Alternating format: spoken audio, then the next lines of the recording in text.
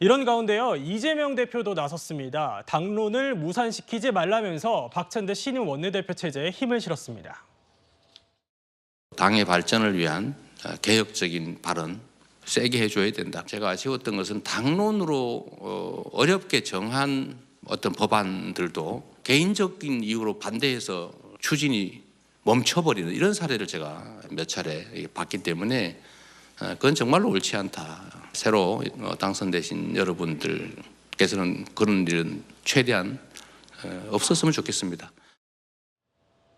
네, 앞서 들으셨겠지만 이 대표, 이 박찬대 원내대표에게 힘을 실어주면서 이번 총선 당선자들에게 사실상 경고 메시지를 보낸 거 아니냐 이런 해석도 나오는 것 같아요. 최준봉 교수님은 좀 어떻게 평가하십니까? 경고 메시지라고는 보지는 않고요. 예. 당이 이제 개혁적인 입법이나 개혁적 활동들을 좀 더 추진했으면 좋겠다는 의지라고 생각을 해요. 네. 원내대표가 중심이 돼서 당내에서 이제 어떤 법안을 발의해서 통과시키려면 충분한 논의 과정이 반드시 필요합니다. 반대 의견도 있을 수 있고 여러 우려들도 있을 수 있으니까. 그렇게 해서 여러 가지 수기 과정을 통해서 법안이 완성되면 거기에 대해서 함께 힘을 모아서 개혁적 입법이 이루어지도록 하는 것이 필요하다. 그것이 사실은 국민들이 원하는 것이다. 그렇게 이재명 대표가 이해하고 있는 것이라고 저는 생각을 하고요.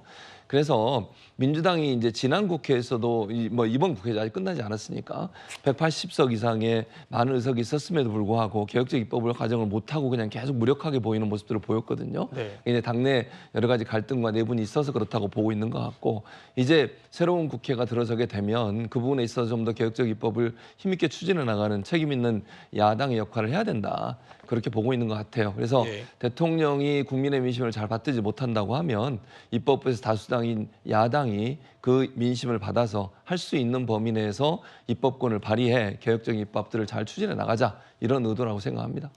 네.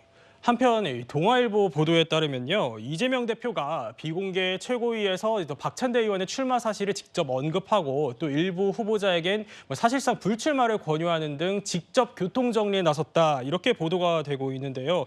이현정 의원님, 이 네. 보도가 사실이라면 이 대표의 이런 행동에는 좀 이유가 있을 것 같은데요. 저는 거의 사실로 보입니다. 왜 그러냐 하면 지금 이재명 대표의 머릿속에 뭐가 가득 차 있을까요?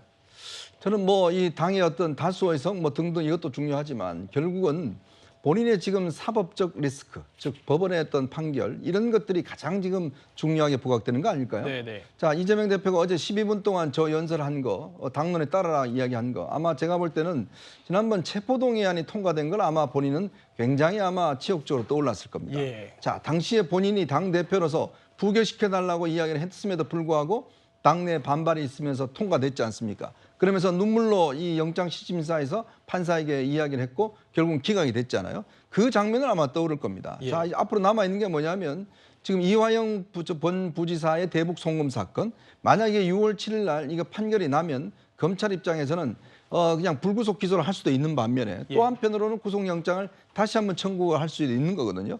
그렇다면 그때 그러면 민주당이 일사불란하게 이거를 부결시켜달라. 네. 저는 그런 요구가 아닌가. 그리고 당론이라는 것도 그렇습니다. 기본적으로 그냥 과반 이상의 찬성으로 당론이 결정되잖아요. 그러면 나머지 의원들은 뭔가요? 기본적으로 저는 이 당론이 많다는 것 자체는 이 당 자체가 건강하지 않다는 겁니다. 즉 밀어붙이겠다는 이야기거든요. 네. 그럼 당내의 어떤 합리적 토론 이거 자체가 있을 수가 있고 소수 의원은 있을 수가 없는 겁니다.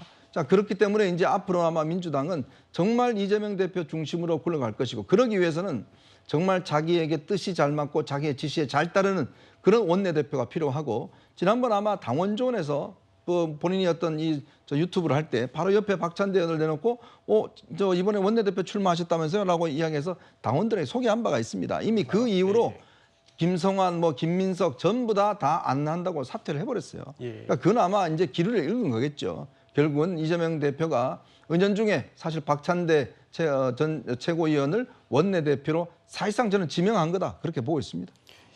네, 이 관심은 사실 또 이재명 대표가 연임을 할지 말지도 큰 관심을 받고 있는데 이 연임까지 하게 되면 민주당 이재명 1급 체제로 굳어질 수 있다 이런 평가도 나올 것 같아요. 김수민 평론가님은 좀 어떻게 보십니까?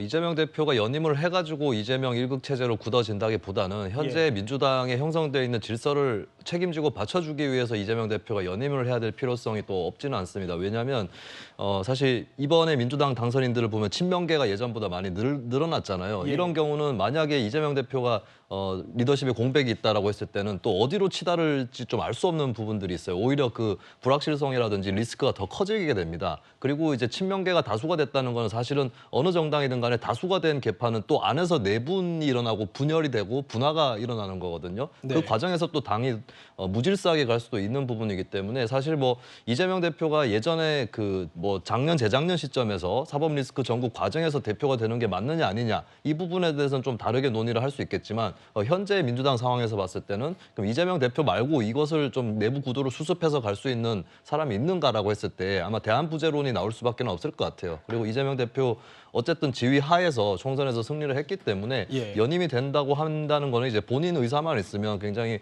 어쩌면 자연스러운 절차가 아닌가 그렇게 보여집니다. 네, 연임 여부에 대해서는 좀 더 지켜봐야 할 것 같습니다.